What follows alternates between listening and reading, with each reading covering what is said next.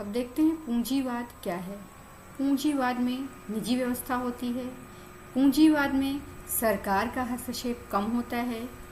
USA का मानना था कि पूंजीवादी व्यवस्था समाजवादी व्यवस्था से बेहतर है, अर्थात पूंजीवादी व्यवस्था में आर्थिक विकास भी तेजी से होगा।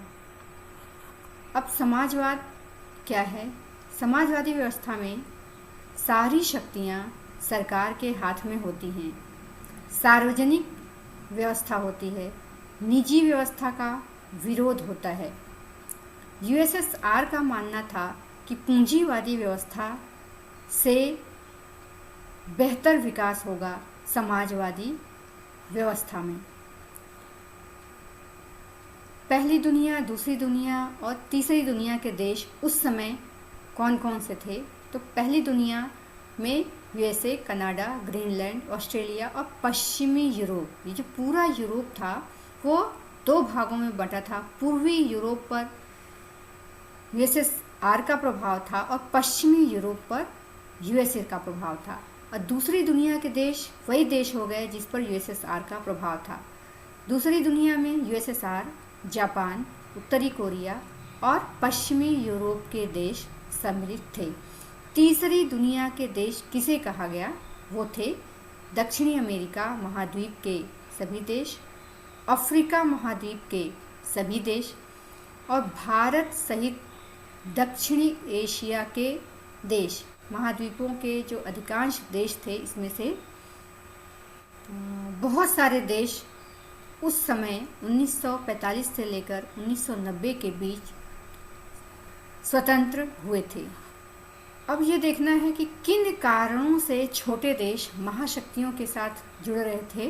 वो महत्वपूर्ण 4 थे कारण। पहला कारण, महत्वपूर्ण संसाधन की वजह से छोटे देश महाशक्तियों की तरफ जुड़ रहे थे, जैसे तेल, खनिज, पेट्रोल। दूसरी बात, भू क्षेत्र के कारण महाशक्तियां अपने हथियारों व सैनिकों का संचालन कर सकें भू क्षेत्र को पा करके। तीसरा, सैनिक ठिकाने।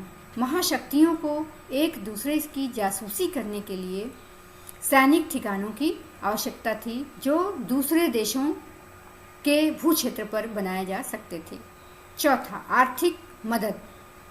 जो आर्थिक मदद महाशक्तियों को मिल जा रही थी सैनिक खर्चों को देखने के लिए। एक दूसरी महत्वपूर्ण बात है, छोटे देशों को महाशक्तियों में जुड़ने के क्या फायदे थे? तो पहला फायदा था सुरक्षा का वादा। इन छोटे देशों को बड़ी शक्तियों के साथ मिलने से अपने देश की सुरक्षा व्यवस्था ठीक लग रही थी।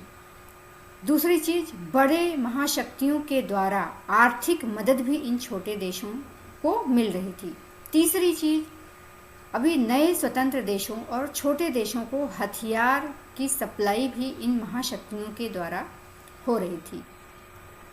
अब देखते हैं 1960 के दशक में दोनों महाशक्तियों ने अस्त्र परिसीमन संधियां की, अर्थात 1945 ईस्वी में द्वितीय विश्व युद्ध के समाप्त होने के पश्चात पूरे विश्व को और महाशक्तियों को ये समझ में आया कि अब जो सबके पास परमाणु हथियार हैं उस पर प्रतिबंध लगाना अति आवश्यक है। नहीं तो जो स्थिति हिरोशिमा और नागासाकी की 1945 में हुई थी, वह स्थिति पूरे विश्व में किसी और देश की न हो। इसके लिए उन्होंने परमाणु परीक्षण प्रतिबंध संधि पर हस्ताक्षर किए, परमाणु अप्रसार संधि पर हस्ताक्षर किए और परमाणु प्रक्षेपास्त्र परिसीमन संधि पर भी हस्ताक्षर किए।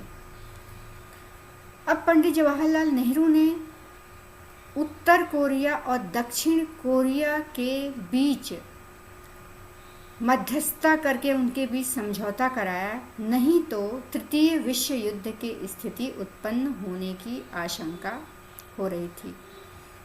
अब देखना है शीत युद्ध के दायरे। इसके अंदर दो खेमों में बटे देशों के बीच संकट के अवसर आए।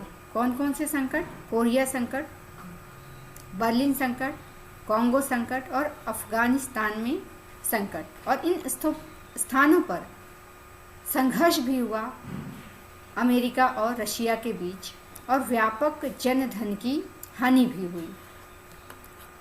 दूसरा, बहुत बड़े स्तर पर युद्ध कभी नहीं हुआ। तीसरा, कुछ संघर्षों को टालने में गुटनिरपेक्ष देशों की महत्वपूर्ण भूमिका रही। अब है ये दो ध्रुवीयता को चुनौती देने वाला गुटनिरपेक्ष आंदोलन, इसको शॉर्ट में नैम भी बोलेंगे, नॉन अलाइंग मूवमेंट। 1956 में पंडित जवाहरलाल नेहरू, नासिर टीटो ने एक सफल बैठक की। उसके पश्चात इन 5 देशों के हेड ने मिलकर के नैम के स्थापना की। यूगोस्लाविया के जोसेफ ब्रोज टीटो, भारत के पंडित जवाहरलाल नेहरू, मिस्र के गमाल अब्दुल नासिर, इंडोनेशिया के सुकर्णो और घाना के वामे नक्रुमा, इन सभी ने मिलकर के नैम की स्थापना की। 1961 में बेलग्रेड में 25 देशों ने मिलकर के नैम का पहला शिखर सम्मेलन किया।